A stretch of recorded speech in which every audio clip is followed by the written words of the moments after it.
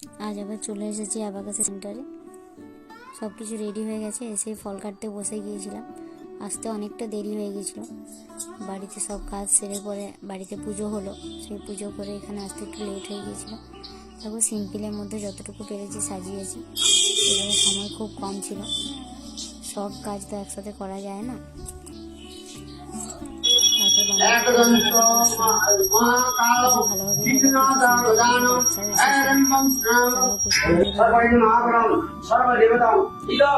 বাচ্চাও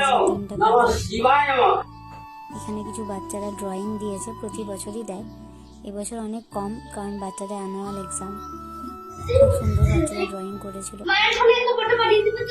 খুব সুন্দর হয়েছিল, সাদা ফুল দিয়ে সাজিয়েছিল। প্রতিমার মুখটাও খুব মিষ্টি। আমার এবছর প্রতিমাটা খুব ভালো লেগেছে। দেখো তোমাদের কেমন লাগে।